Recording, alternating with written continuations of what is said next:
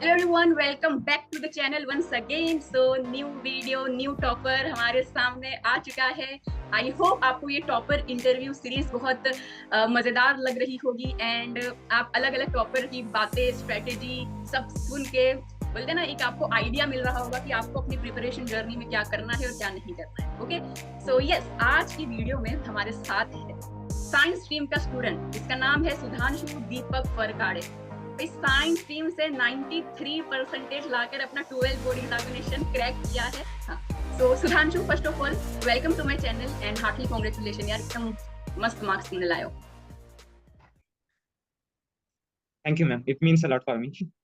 Great great. So Sudhanshu, अभी हम जो है बहुत सारे क्वेश्चंस आपसे पूछने वाले हैं एंड ये वीडियो बहुत सारे जूनियर्स देखेंगे, आपको इंस्पिरेशन मानेंगे, आपकी बातें कहीं ना कहीं अपनी लाइफ में इंप्लीमेंट करेंगे। तो आपको दिल खोल के बोलते ना एकदम अपना सब स्ट्रेटेजी बताना है। ऐसी कौन कौन सी चीज है आपको अपने प्रिपरेशन जर्नी में काम आई, कौन सी चीज आप दूसरों को भी एडवाइस करोगे जूनियर्स को, पूरा डिटेल में बताना। ठीक है? सो मैं आपसे बहुत सारे ठीक है मैम। क्वेश्चंस हाँ, पूछने ही वाली हूँ। ओके, बट हाँ, आपको पता है सुधांशु ने अपनी कॉलेज में एंड अमरावती जो डिस्ट्रिक्ट है उसके अंदर कौन सा तालुका, आप थोड़ा डिटेल में बता दोगे अपनी कॉलेज का नाम एंड। वरुण। ओके ओके, मैं बताना चाहूंगा कि मेरा जो कॉलेज है जागृत महाविद्यालय है। मैं पहले एक लोकेलिटी से बिलोंग करता हूँ, बेनोड़ा शहीद। वहाँ का तालुका है वरुण। तो मैंने वहाँ पे भी पूरे तालुका में टॉप किया है। और मेरा डिस्ट्रिक्ट है अमरावती। क्या बात है यार। So congratulation once again for that. So देखो, गौर से सुनना है, मतलब आप अभी ये जर्नी स्टार्ट करने वाले हो, बोर्ड एग्जाम में बैठोगे और रिजल्ट आएगा। ठीक है? तो ये जो चीज है वे ऑलरेडी सुधांशु इससे गुजर चुका है, प्रिपरेशन पूरा एक साल देख चुका है। ठीक है? तो ओके, सबसे पहला सवाल सुधांशु, कि क्या आपने 93% का एक्सपेक्टेशन रखे थे या कुछ कम ज्यादा का आपका एक्सपेक्टेशन था? पेपर तो मैम मेरे ऑब्वियसली अच्छे ही गए थे, पर ओके, एक्सपेक्टेशन से कुछ ज्यादा ही मार्क्स मिले। अच्छा। आपने कितना एक्सपेक्ट हाँ, किए थे भाई कि मतलब मैं अच्छे मार्क्स इतना तो मिले थे। आ जाएगा? मतलब 90 अबव तो था मेरा। ओके, और ठीक लगा था कि कॉलेज में तो टॉप कर ही लूंगा। है। अरे वाह, मतलब क्या तालुका बात। टॉपर हो गया तो बहुत ही अच्छा हो गया। वाह। सो आप मतलब पूरे साल भर अपने कॉलेज में टॉप क्या करते थे? जैसे सेमेस्टर प्रीलियम्स होता है, उसमें भी फर्स्ट रैंक आया था आपका? नहीं मैम, मैं बेसिकली गांव में दे रहा था मेरे कॉलेज के, मतलब मेरा कॉलेज गांव में था। ओके वैसे मैं कॉम्पिटेटिव एग्जाम के लिए प्रिपेयर कर रहा था मेरे गांव से दूर, अकोला में। ओके 2 साल में वहां पर ही था। जैसे फिर वहां से हमको छुट्टियां मिली, लगभग 22-28 जनवरी के आसपास हमको छुट्टियां लगी। ओके। और हमारा बोर्ड था 21 फरवरी से। Yes yes. तो मैंने प्रिपरेशन शायद 29 जनवरी से स्टार्ट की बोर्ड्स के लिए स्पेशली, ओह मतलब पूरा माय गॉड, डेडिकेशन देने के लिए। रियली? और क्या बात बस है। तभी से ही मैंने शुरू कर दी। ओके। और बस शेड्यूल लगा देता था, रोज के 3 जो करना है। बाकी फिजिक्स केमिस्ट्री बायोलॉजी तो था ही, पता ही था जो कुछ है। हाँ हाँ हाँ। बस बायोलॉजी में थोड़ी सी मेरे को प्रॉब्लम लग रही थी, क्योंकि थोड़ा सिलेबस मैच नहीं हो रहा था। बाकी हम्म। फिजिक्स केमिस्ट्री ठीक ठाक थी। बस थ्योरी प्रिपेयर करनी थी, वो राइटिंग में लाना था, क्योंकि 2 साल तो ओएमआर भरी थी हमने। Yes yes yes. Okay okay okay. So यहाँ पे हाँ मतलब क्या बोलेंगे, ऑलमोस्ट 1.5 मंथ में जो है सुधांशु ने बोर्ड एग्जाम की प्रिपरेशन किया। बट हाँ, क्योंकि यहाँ पे आपका फोकस था पूरे साल भर नीट के एंट्रेंस एग्जाम में था, राइट? सो बेस जी जी स्ट्रॉन्ग था आपका 2 साल से जो आप प्रिपरेशन कर रहे थे। ओके, ठीक है। सो जी जी। अगर तो आपके जो कॉलेज थी उसमें प्रीलियम एंड सेमेस्टर नहीं एग्जाम हो रहे थे क्या? वहाँ हुए थे, लेकिन कैसा है, बाहर हमारा जो है सब्जेक्ट आता है वो फिशरी, हम्म। साइंस स्ट्रीम में। तो वो बच्चे यहाँ पर नहीं रहते शायद, वो मतलब कॉम्पिटिटिव एग्जाम ही देते हैं मैक्सिमम। तो वो कॉलेज वाले इतना रिस्ट्रिक्ट नहीं करते। बाकी प्रैक्टिकल वगैरह सब प्रॉपरली है ओके बोर्ड्स की ओके तरफ से। ओके। सो आप सब स्क्रीन पे सुधांशु का रिजल्ट देख सकते हो। सब्जेक्ट हम पर्टिकुलर मार्क्स देख लेते हैं। इंग्लिश में 92, फिजिक्स में 83, केमिस्ट्री में 92, बायोलॉजी में 92, फ्रेश वाटर फिश कल्चर में 199। क्या बात है। मतलब इंग्लिश में भी बहुत खतरनाक तरीके से, तो इंग्लिश भी तुमने जो है एंड में स्टार्ट किए थे, जैसे जनवरी तुमने बोले हो इंग्लिश की प्रिपरेशन? हाँ हाँ, वही से स्टार्ट किया, आपका ही चैनल था। बस ओके, करते गया, पहले पोएट्री सेक्शन खत्म किया। ठीक है। उसके बाद नॉवेल सेक्शन किया, और लास्टली फिर लेसन वगैरह किए। ओके ओके ओके, क्या बात है। अभी हम और डिटेल में जो मैंने स्ट्रेटेजी सबसे अच्छे से जानेंगे हर प्रिपेयर सब। किया लेसन वही आ गया पेपर में। हाँ यस। अभी हम डिटेल में सब्जेक्ट आपसे पूछेंगे, ठीक है? बट उससे पहले हमको बस ये बता दो कि आपने कोई कोचिंग क्लासेस ज्वाइन किए थे या पूरा सेल्फ स्टडी से पढ़े बोर्ड्स के लिए तो मैंने सेल्फ स्टडी किया है, बाकी इंग्लिश आपकी तरफ से सीखा। बाकी फिजिक्स केमिस्ट्री बायोलॉजी तो मैंने खुद से ही किया, क्योंकि नीट का बेस तो था ही मेरे पास। यस। बाकी जो मेरे को थ्योरी पढ़नी थी थोड़ी बहुत, जैसे फिजिक्स के थ्योरम वगैरह होते हैं, वो हमारे लिए वहां पर उतना मैटर नहीं करते, लेकिन बोर्ड्स में लिखना पड़ता है, यस। तो मुझे प्रैक्टिस भी करनी पड़ी साथ में। ओके। सो मतलब सेल्फ स्टडी ही जो 12th exam board self exam का स्टडी था। कहूंगा मैं। ठीक है, ठीक हाँ। है, ग्रेट। और नीट के लिए आपने कोचिंग क्लासेस लगाए थे? हाँ, नीट के लिए ही था। ठीक है, ओके। अच्छा, अभी जैसे आपको पता है बोर्ड एग्जाम की ही हम स्पेसिफिकली बात करते हैं। साइंस स्ट्रीम में हर बच्चे के पास एक सब्जेक्ट की एक टेक्स्ट बुक होती है, बोर्ड के द्वारा दी गई है। आपने वो टेक्स्ट बुक के अलावा कोई दूसरी, जैसे डाइजेस्ट होती है मार्केट में 21 की, क्या क्या मतलब मिलता है हर सब्जेक्ट का, वो था आपके पास कुछ? तो मेरे पास मेरे पापा ने ज्यादा लोड लिया है इस बोर्ड एग्जाम का, क्योंकि अच्छा। वही पहले से प्रिपेयर थे कि बोर्ड आ रहा है, बोर्ड आ रहा है, बोर्ड आ रहा है। वही मेरे को बताते थे। बाकी मैं तो 29 जनवरी से लगा, जैसे मैंने बताया।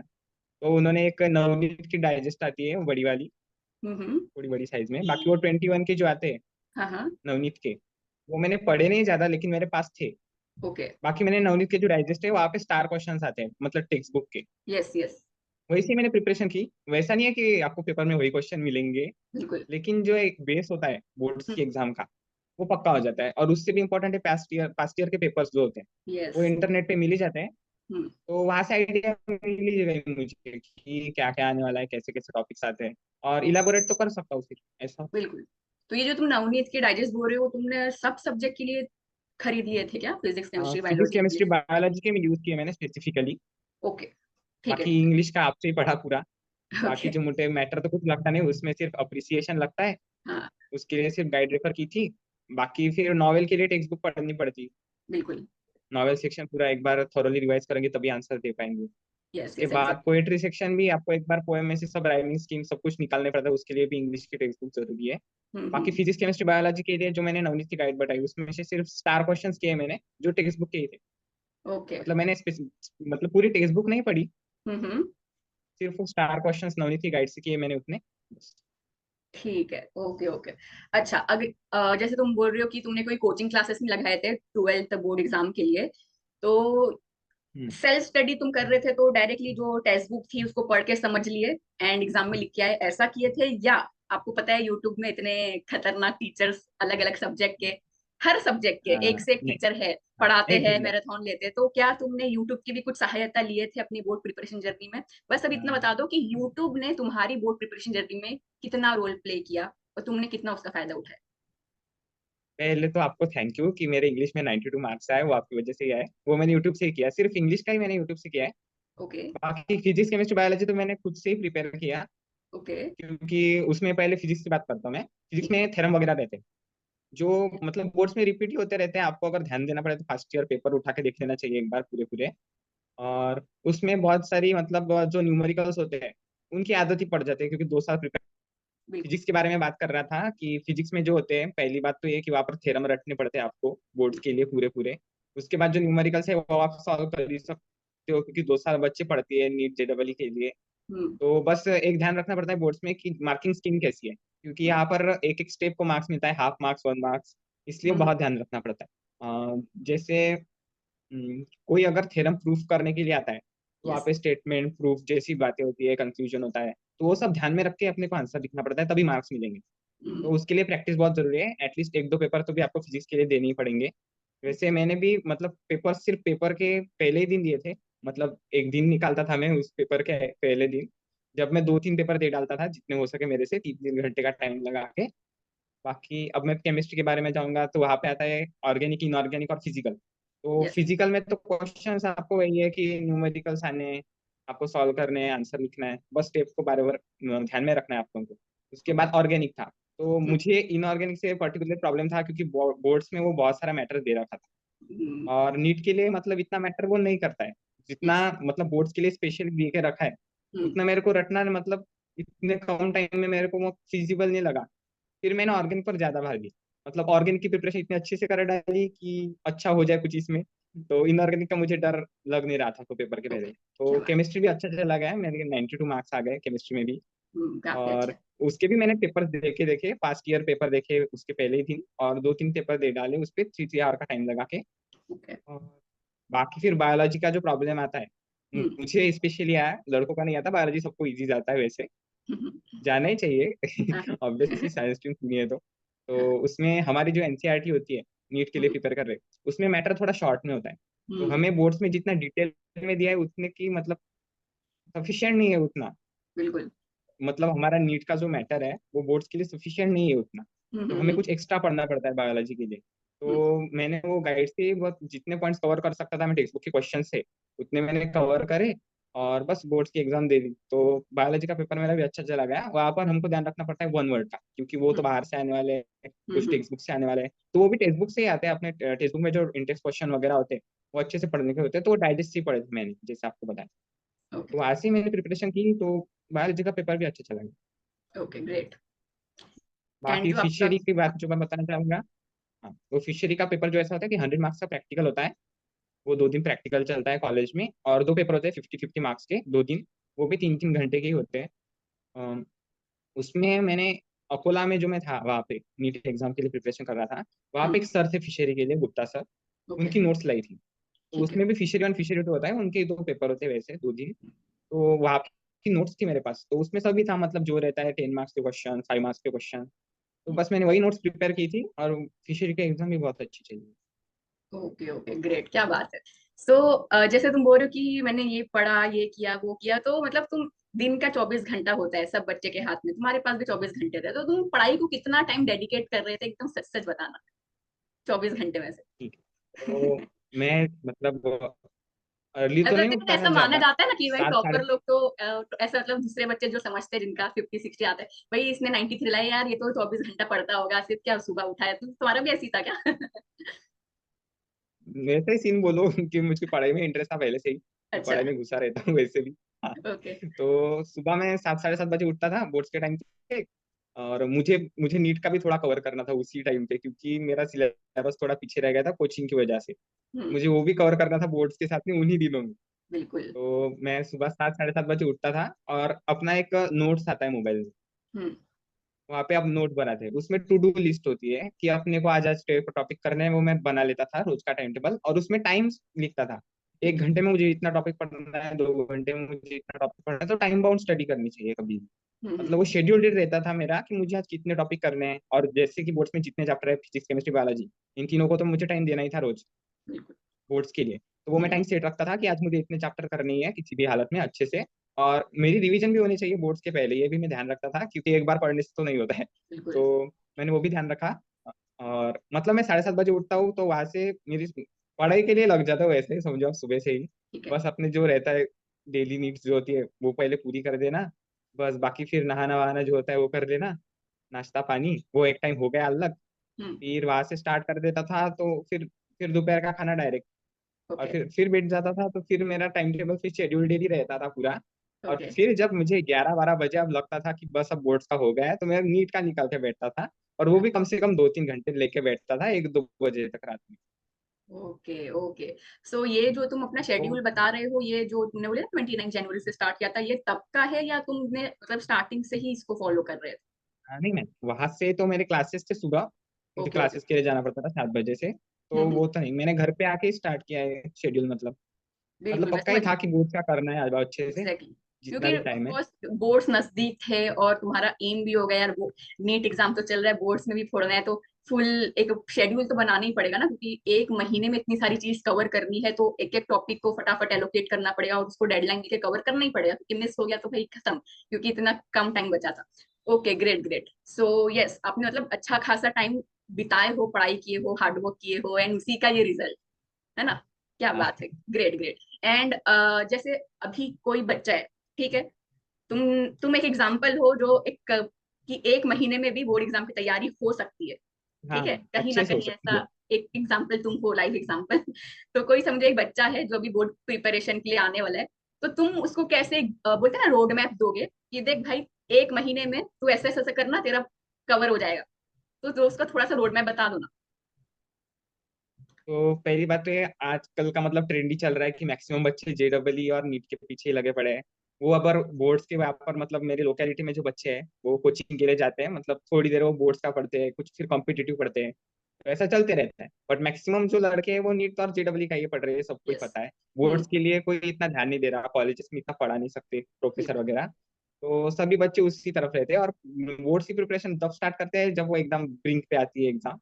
यस। जैसा मतलब हमें भी कोचिंग से वहां तक छुट्टी ही नहीं मिली थी, उसके बाद ही आया मैं यहाँ पर मेरे गाँव में। तो वहां से स्टार्ट करते हैं बच्चे, एक महीने का टाइम पकड़ लेते हैं अपन कि हम्म। बच्चों को एक महीने में कवर करना है। तो जैसे मैंने इंग्लिश की मतलब मैम से अगर आप पढ़ लोगे तो आपका इंग्लिश अच्छे से हो जाएगा। पूरा ग्रामर, पूरी पोएट्री, एप्रिसिएशन सब कुछ अच्छे से कर देंगी मैम। तो मैं यही सजेस्ट करूंगा कि इंग्लिश के लिए तो आपसे ही पढ़े। बाकी फिर फिजिक्स केमिस्ट्री बायोलॉजी के लिए अपना रोज का शेड्यूल बना लो, जितने भी चैप्टर्स है उनके लिए बरोबर एक जितने भी दिन है उनमें उनको पर्टिकुलरली डिवाइड कर लो, और ऐसा डिवाइड करो कि कम से कम 2 बार आपका पढ़ना अच्छे से हो जाए। वैसे मैंने एक ही चीज पढ़ी थी, वो जो स्टार वाले क्वेश्चंस थे वही पढ़े। पहले मैं 21 की गाइड पढ़ रहा था कुछ दिन के लिए, मतलब थ्योरम वगैरह अच्छे थे उसमें, लेकिन मुझे वर्थ इट नहीं लगा। फिर टेक्स्ट बुक के ही मैंने थ्योरम कुछ अच्छे से कर लिए जो मुझे इंपॉर्टेंट लगे। वो मतलब ऐसा नहीं है कि आप सिर्फ हार्ड वर्क कर रहे हो, दिन भर पढ़ रहे हो, ऐसा नहीं है। आपको स्मार्ट वर्क बहुत जरूरी बात है, इसलिए अच्छे मार्क्स आने चाहिए। तो हम्म। आपको ध्यान रखना है कि पिछले साल में क्या है, ट्रेंड क्या चल रहा है, क्वेश्चंस किस किस टॉपिक से आ रहे हैं। मतलब पूरा रट्टे नहीं बैठना है। मतलब वो गाइड, अगर आप गाइड देखते बैठोगे, को इतनी बड़ी बड़ी दो दो गाइड है नवनीत की, हम्म। कौन से भी सब्जेक्ट की, फिजिक्स केमिस्ट्री बायोलॉजी, तो इतनी भी रटने की जरूरत नहीं है। आपको बस स्मार्ट वर्क करना है कि क्या जरूरी है क्या जरूरी नहीं है, बस वही पढ़ना है। तो आपको मैंने जैसे बताया कि आपके पास इतने चैप्टर है, आपके पास उतने दिन है, आपको उसमें डिवाइड कर लेना है सब कुछ। और एक साथ मतलब आप अगर कंसिस्टेंसी रखते हो तो आपका क्रैक होना ही है। अगर आप कंसिस्टेंसी हार्ड वर्क से एक साथ बैठ जाओगे और रोज करने लगोगे, फिजिक्स केमिस्ट्री बायोलॉजी मतलब तीन ही सब्जेक्ट इंपॉर्टेंट रहते हैं। मैं बेसिकली सीबीएसई बोर्ड से बिलोंग करता हूं, तो मेरे को इंग्लिश से इतनी कुछ डर नहीं था। उसमें ओके। आपका हाथ मिल गया तो मुझे बहुत ही अच्छा लगा। नहीं तो बच्चे बहुत डरते हैं इंग्लिश से, बिल्कुल बिल्कुल। क्योंकि वो साल भर फिजिक्स केमिस्ट्री बायोलॉजी पढ़ते रहते हैं। तो उनको हम्म। लगता है हम इंग्लिश भी क्रैक कर लेंगे, वो और ओवर कॉन्फिडेंस में चले जाते हैं। बिल्कुल। तो ऐसा नहीं है, आपको इंग्लिश के लिए अच्छे से पढ़ना बहुत जरूरी है, क्योंकि उसमें अपनी राइटिंग स्किल भी बतानी है, आप क्या सोचते हो बताना है, वहां पर पर्सनल पॉइंट ऑफ व्यू विचार मतलब पूछते हैं, ऐसी बहुत कुछ बातें हैं। और मतलब आपको बस कंसिस्टेंसी रखनी है कि आपको आपने रोज टारगेट बनाना है कि इतना इतना पढ़ना है, तो आप महीने भर में भी बहुत अच्छे से क्रैक क्रैक कर ही लोगे बोर्ड्स। इतनी कुछ ये बड़ी बात नहीं है वो। तो हम्म। अगर आप हिम्मत रखते हो और फिर आपने 2 साल अगर दूसरी चीज में गुजरे हो, जैसे नीट जेडबल ही दे रहे हो और बोर्ड्स के लिए आप प्रिपेयर कर रहे हो, तो उतनी हिम्मत रखनी ही चाहिए कि अपन ने इधर इधर भी कुछ अच्छा ही करना है। बिल्कुल। ग्रेट ग्रेट, क्या बात है। सो अगर हम बात करें आंसर राइटिंग की, क्योंकि एट द एंड जो भी हमने पढ़े हैं वो लिख कर आना है, तो क्या तुम जी कोई पहले तो ये बताओ कि जो तुम चीजें पढ़ रहे थे उसको समझ के पढ़ रहे होगे, राइट? मतलब ऐसा कोई रट्टा तो नहीं मार रहे होगे। जी। हाँ। रट्टा तो कुछ भी नहीं मारा मैंने, सब समझ पूरा के ही पढ़ा, और लॉजिकली। बोर्ड्स में भी हाँ। मैंने बस बस बस कॉन्सेप्चुअली गया मैं पूरी हाँ, मतलब बोर्ड्स सारे के। कॉन्सेप्ट, कोई भी फिजिक्स का कॉन्सेप्ट है, केमिस्ट्री का कॉन्सेप्ट है, तो तुम समझ के पूरा पढ़े थे ना। हाँ हाँ, बस वही हाँ। किया है मैंने। यस, वो बहुत से बच्चे मतलब नहीं किसी करते चीज को ऐसा, रटना मेरे भी। नहीं हाँ। चाहिए वैसे भी। यस यस, नहीं मतलब अपने बच्चे हैं महाराष्ट्र के, बहुत से बच्चे ऐसे हैं जो सीधा मतलब चैप्टर नहीं पढ़ेगा, सीधा पीछे एक्सरसाइज में जाएंगे, वो चैप्टर के एक्सरसाइज क्वेश्चन ढूंढेंगे डाइजेस्ट से, अच्छा। और उसको रट्टा मारने बैठ जाएगा। तो वो तो भाई हाँ, गलती आपने करे तो वो पूरा साल भर रटते रटते वर्थ इट रह ही नहीं जाओ। है, क्योंकि सिलेबस इतना फिर कवरेबल ही नहीं है। हाँ, वो सिलेबस उतना पॉसिबल ही नहीं। कवरेबल भी नहीं है कि हर कुछ चीज रटते बैठो। हाँ, उसको बस समझो, अपनी जो भी आपकी भाषा है, मदर टंग है, उसको जैसा कोई भी स्टोरी आप पढ़ते हो तो कैसे समझते हो वैसा समझो अपनी भाषा में, उसकी नोट्स बनाओ, नोट्स को प्रिपेयर करो, नोट से पढ़ो। ठीक है। तो मैं आंसर राइटिंग की बात कर रही थी, तो यस, अभी हाँ, थोड़ा आंसर राइटिंग पे भी हमको बताइए कि आपने कुछ एग्जाम में मतलब कुछ एक्स्ट्रा चीजें किए थे एग्जामिनर को बोलते ना अट्रैक्ट करने के लिए, ऐसा कुछ, तो उसका थोड़ा आइडिया दे दीजिए हमको। पहली बात तो है, बोर्ड्स के लिए तो हैंड राइटिंग तो अच्छी रखनी ही चाहिए किसी को भी। अगर आपकी गंदी भी आती है तो उसको अच्छी कर लो पहले से ही, क्योंकि उसके सिवा तो मार्क्स नहीं मिलने वाले हैं। क्योंकि वो बिल्कुल। पहले तो नीटन ने पेपर कैसा प्रेजेंट किया वही देखते हैं। तो हमें वही मैटर करता है कि हम अपना पेपर कैसे प्रेजेंट कर रहे हैं एग्जामिनर के सामने। हम्म। तो इंग्लिश के लिए तो ये बहुत मैटर करता है, जैसे आपने पहले से ही बताया था कि आपको क्वेश्चन वगैरह कैसे डालने हैं। एक क्वेश्चन पहले पेज पे आना चाहिए, वहां पर कुछ आप बीच में दूसरा क्वेश्चन मत लाना, हम्म। मतलब प्रॉपरली सीक्वेंस से जाना है। और कोई नया क्वेश्चन लगे तो उसी पेज पर मत शुरू करो, दूसरे पेज से शुरू करो। बाकी जो होता है अंडरलाइन करना, इंपॉर्टेंट वर्ड्स अपने को हाईलाइट करने चाहिए पेपर में। तो जैसे मैं पेपर लिख रहा था तो पहले तो वन वर्ड वाले जो क्वेश्चंस होते हैं, एमसीक्यू वगैरह, वही आते हैं। उसके बाद जो पूरे मतलब थोरो क्वेश्चंस जो होते हैं, जैसे पर्सनल पॉइंट ऑफ व्यू वगैरह है, तो वहाँ आप कुछ ऐसे वर्ड्स लिखो कि वो एग्जामिनर पढ़ के खुश हो जाए, कुछ ऐसा कुछ लिखना चाहिए अपन को। और फिर हम्म। उनको हाईलाइट भी करना चाहिए साथ ही साथ में, क्योंकि बाद में आपको टाइम नहीं मिलेगा इंग्लिश के हम्म। पेपर में तो भी। बिल्कुल। तो आपको साथ ही साथ में एक मतलब व्यू बना के चलना है कि बस अभी लास्ट बार लिख रहा हूँ, उसको मेरे को चेक करने को नहीं मिलेगा, क्योंकि हम्म। टाइम नहीं रहता है। सफिशिएंट टाइम उतना ही है, उतना पूरा पेपर कवर करने के लिए। तो बस आंसर लिखते समय बस एक जैसे पर्सनल ओपिनियन जो आता है उसमें, तो मैंने बहुत कुछ लिख डाला। मोर देन हाफ पेज का मैंने लिख डालता था, मतलब 2-3 क्वेश्चन जो आए थे पर्सनल ओपिनियन के। और ओके। उसमें मैं जो कुछ भी मुझको इंपॉर्टेंट लगता था वो हाईलाइट करते जाता था। कोई भी आंसर हो, चाहे नॉवल सेक्शन का हो, चाहे प्रोज का हो, तो सभी में मैं अंडरलाइन करके जा रहा था। बाकी फिजिक्स केमिस्ट्री पेपर में तो ऐसा कुछ होता नहीं है एज सच कि आपको कुछ अंडरलाइन करना पड़ेगा। वहाँ पर थ्योरम होते हैं और डायरेक्टली जो आंसर जो उनको चाहिए वही प्रेजेंट करना होता है, कि जो स्टेप को मार्क्स मिलेंगे वो आपको एक बार देख के ही जाना है कि किस स्टेप को कैसे मार्क्स मिलते हैं। वो आपको 21 की जो गाइड होती है वहाँ पर मिल जाएंगी अपेक्षित। वहाँ पर दी होती है मार्किंग स्कीम की, हाफ मार्क्स इसको, हाफ मार्क्स इसको। एक बार वो एटलीस्ट देख के तो भी जाना चाहिए कि अपन को पता चले कि मार्क्स कैसे मिलते हैं। नहीं तो अपन सिर्फ आंसर लिख के आएंगे तो मार्क्स नहीं मिलने वाले हैं। वहाँ पर कैलकुलेशन के भी स्टेप पर भी मार्क्स होते हैं। तो सिंपली अपन आंसर लिख के आएंगे तो वहाँ पर 1 मार्क्स मिलता है। वही आंसर अगर अपन लिखता है तो 1 मार्क्स मिलता है। मतलब सिंपली लिखने का रहता है, बाकी चीज़ों में तो लिखना होता है। तो वही जो अंडरलाइन करके चलना होता है फिजिक्स में। बाकी बायोलॉजी में चलता है कि अपन को जो इंपॉर्टेंट लाइंस होते हैं, जो पॉइंट्स होते हैं, उनको एग्जामिनर को ध्यान में है कि अपन आंसर में कुछ ऐसी चीजें जो लिखा है ऐसी चीजों को आप हाईलाइट करना डायग्राम्स ही चाहिए बनाते साथ के साथ में। हैं के साथ साथ डायग्राम? डायग्राम्स वगैरह नहीं बनाऊंगा मैं ज्यादा, जो क्वेश्चन में रिक्वायर्ड थी वही बनाऊंगा। और बोर्ड्स के जो फिजिक्स केमिस्ट्री बायोलॉजी के लिए टाइम तो सफिशिएंट है, आप आराम से कर सकते हो। मैंने थोड़ा फिजिक्स पेपर में फोकस कर दिया है, तो बोर्ड्स पेपर होगा नहीं, तो आराम से हो जाता है। सीटिंग का जो भी होता है रिटर्न वाला पेपर, वो सफिशिएंट है, आप आराम से कर सकते हो। अच्छे लिखे जो पेपर मैंने जो वापस अपन नेक्स्ट में देखते हैं। बाकी काफी क्वेश्चंस आए, बट मैं उनका जो पैटर्न है वो फॉलो नहीं कर पाया। जैसे कि एमसीक्यू आ गए, वो भी मतलब आप वो अटेम्प्ट कर सकते हो उनको, जितना तुम्हारा चैप्टर ये होंगे अभी वो कर सकते हो। और उसमें गैप भी 5-5 6-6 महीने के गैप होते हैं, तो आप कभी भी प्रिपेयर कर सकते हो सब्जेक्ट, कुछ ऐसी बात नहीं है। और ओके। उसमें सिर्फ आपको ध्यान में रखना है, मतलब फिश के बारे में उसमें सब, हम्म। तो बहुत कुछ ध्यान रखने वाली बातें है वहाँ पर। मतलब डर तो लगता है पहले, क्योंकि वो रटने वाला पार्ट हो जाता है थोड़ा। हम्म। तो बस मैंने वो वही 5-6 दिन में जो था वो ज्यादा से ज्यादा उसी में प्रिपेयर किया। मैंने उसके पहले फिशरी को देखा भी नहीं, ऐसा ही समझो। अरे अभी वाह! मैंने क्या? प्रिपेयर कर लिया। ओके। अब ठीक है, ठीक है। अच्छा देखो, अभी बहुत सारे बच्चे ना सुन तो रहे, हाँ ठीक है हम चीजों को कॉन्सेप्चुअली समझ लेंगे, बट एग्जाम में जब लिखने की बारी आती है तो आर्ट्स एंड कॉमर्स के कंपेयर में साइंस का बहुत वास्ट सिलेबस होता है, इतनी मोटी मोटी किताबें। तो वो सब चीजें बहुत बच्चे याद कैसे करें? मतलब रिमेम्बर करना सबसे बड़ा पार्ट होता है ना। मतलब घर में चीजें कॉन्सेप्चुअली समझ गए, अब उसको दिमाग में बिठा के लिख के आना है, तो तुम रिमेम्बर कैसे कर रहे थे चीजों को? मतलब वहां पे क्या, कौन सी चीजें तुमको ठीक हेल्प है। करी? तो रिवीजन या प्रैक्टिस वगैरह क्या हो सकता बेसिकली फिजिक्स केमिस्ट्री बायोलॉजी की बात करूंगा मैं इसमें, जो वही बच्चों को टफ जाता है। है? क्योंकि यस। आप 2 साल से ट्यूशन क्लासेस कोई भी बच्चा लगाता ही है, वो क्लासेस जा ही रहा है, वो पढ़ ही रहा है। ऐसा तो नहीं है वो बोर्ड्स के एग्जाम के लिए ब्लैंकली जाएगा। बिल्कुल।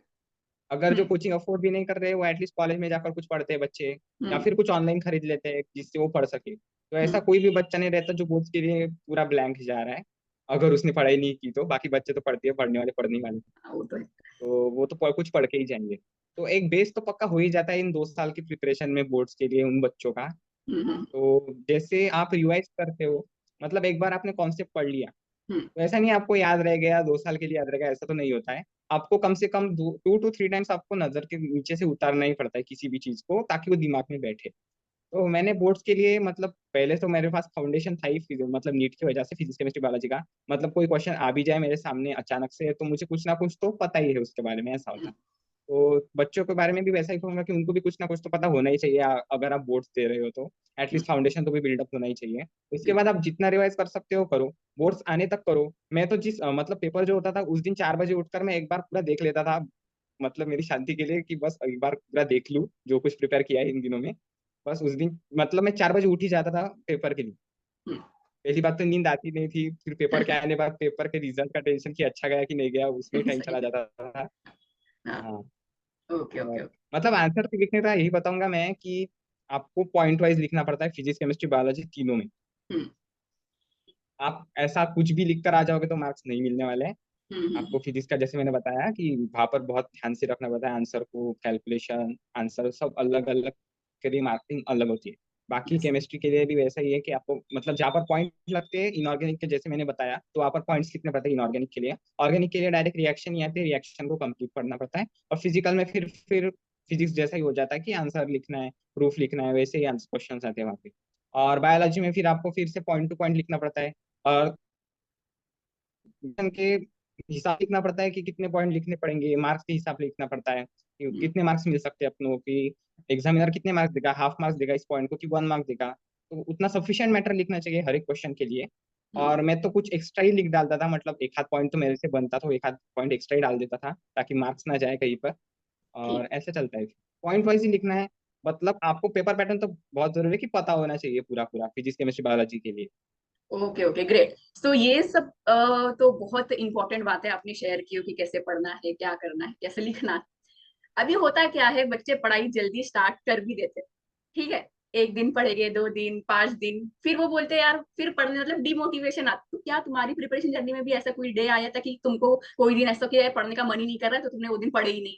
या तुम क्या करते थे जब तुमको ऐसा फील होता था, या होता था या नहीं होता, तो कुछ बताओ भी हमको। या पूरे साल तुम मोटिवेटेड ही थे?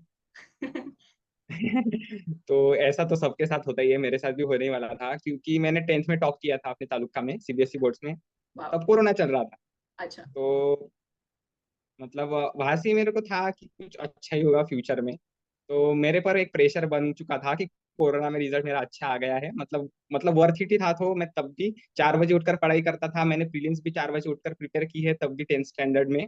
मतलब तब बच्चे तो एंजॉय कर रहे थे, उनका कोरोना पीरियड चल रहा था, लेकिन जैसे एग्जाम कैंसिल हुए सबसे ज्यादा दुख मुझे हुआ।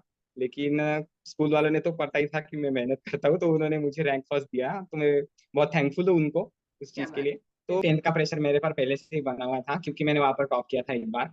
तो मुझे पापा से मतलब मेरे पापा भी बहुत इंटरेस्टेड थे बोर्ड्स में, उन्होंने बुक्स वगैरह ला के रखी थी मेरे आने से पहले ही पकुला अच्छा, से। क्या बात। तो मतलब आने के बाद तो मेरे पर एक प्रेशर बना ही हुआ था कि मुझे अब यहाँ पर भी कुछ अच्छा ही करना है, क्योंकि मैंने बोर्ड्स तो 10th में अच्छे दिए हैं, अब इस बार भी कुछ अच्छा करना है। तो जैसे बोर्ड्स की एग्जाम हो रही थी, मेरा पेपर अच्छे ही जा रहे थे, तो मेरे पापा तो बहुत खुश हो रहे थे कि अगर इस बार भी कॉलेज में टॉप हो गया है तो बहुत अच्छा हो जाएगा। ऐसा चल ही रहा था हमारे घर में पहले से ही, मतलब बोर्ड्स चल रहे थे वैसे भी चल ही रहा था कि टॉप करना है, टॉप करना है। तो उस जर्नी में मेरे पर उस 20-25 दिन में इतना मतलब प्रेशर ही था मेरे पर कि मैं कर पाऊंगा कि नहीं, होएगा कि नहीं, मतलब अच्छे से होना चाहिए ना। बिल्कुल मतलब बिल्कुल। क्रैक तो हर बच्चा कर ही रहा है, बोर्ड्स को अच्छे से यस। होना चाहिए। हाँ। एक बार मैंने एक मतलब अपने लिए एक बेंचमार्क सेट कर दिया था कि मैंने 10th में टॉप कर लिया, अब हम्म। उसके बाद बोर्ड्स में भी अच्छा करना ही चाहिए। इसलिए फिर एक टेंशन बना ही रहता था उन दिनों मेरे में। और फिर जब भी वो पेपर दे के आता था, मेरे को नींद तो आती ही नहीं थी, मैं उस पेपर के आंसर की को देखता था कि मतलब कुछ रॉन्ग तो नहीं हुआ, ज्यादा कुछ मार्क्स तो नहीं कटेंगे।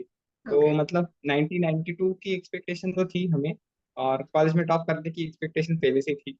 तो ओके। उसमें भी अच्छा और हो गया कि तालुका टॉपर आ गया, तो पापा तो बहुत खुश है उस चीज बहुत के लिए। प्राउड हो रहे हो गया। क्या बात है। सो यस, मतलब आप बोल रहे हो कि आपके ऊपर प्रेशर तो था, तो वो आप उस अपने आप पे हावी होने नहीं देते। मतलब इतने बच्चे प्रेशर आते हैं तो भाई बैठ जाते सब बुक बुक बंद करके, बट आप फिर भी बोलते हैं ना उसको नहीं, बाउंस डटे तो बैक कर। रहना ही चाहिए आखिरी तक।